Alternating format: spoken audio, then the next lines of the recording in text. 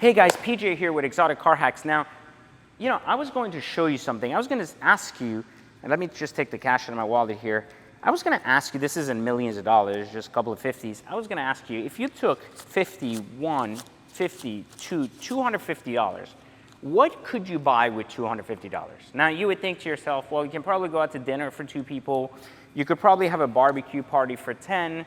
Let's see what else. You could probably buy yourself some supplies, some office supplies, maybe a desk or anything else. But if I told you that for $250, you could have a car like an Aston Martin or a Ferrari here, or even a GT3 RS here, you would tell me, PJ, you're crazy. And listen, I get it. For the longest time, I used to calculate all of my cars by looking on a car loan calculator. And I used to say, how much car can I afford? I used to type in the numbers, do the math, and basically figure out within 60 months or 72 months, how much car can I afford with how much down payment? And that is the conventional way to think. And listen, for 10 plus years, that's what I did too, so I can't blame you for that. But what if I told you there was a better way to buy cars? It wasn't leasing, it wasn't worrying about depreciation, and it was what we call the true honest cost of a car, meaning the actual cost of being able to buy a car for X amount, sell it for the same amount, and divide that loss into the amount of time you owned it. And what if that loss came out to less than the lease on a Volkswagen Jetta? Would you then drive a Lamborghini, Ferrari, or Porsche? You're going to ask yourself that question. If it didn't cost you more money than the car you're driving today, would you drive a better car?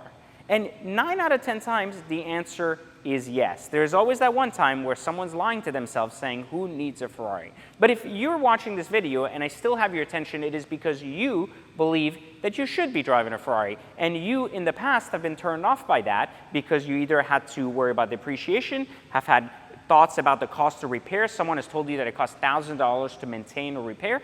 And of course, in the back of your mind, you've told yourself, well, which insurance company is not going to charge me thousands of dollars a month to actually drive such a car, especially if they're charging me so much money now to drive my normal car?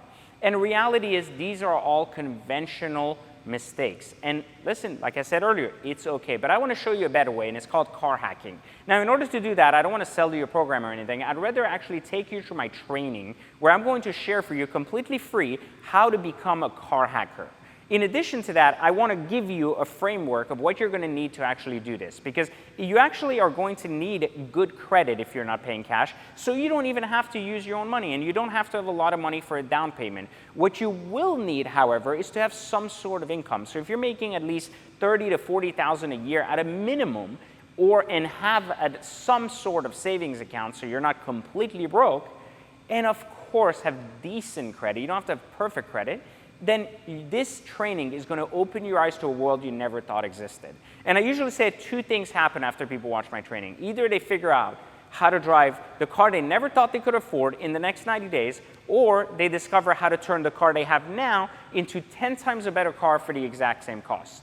Whichever one it is up to you. So click the link, take the free training, you have nothing to lose. Maybe you'll learn a thing or 2, maybe you'll upgrade your car. Best case scenario, 90 days from now, you'll be driving the car of your dreams.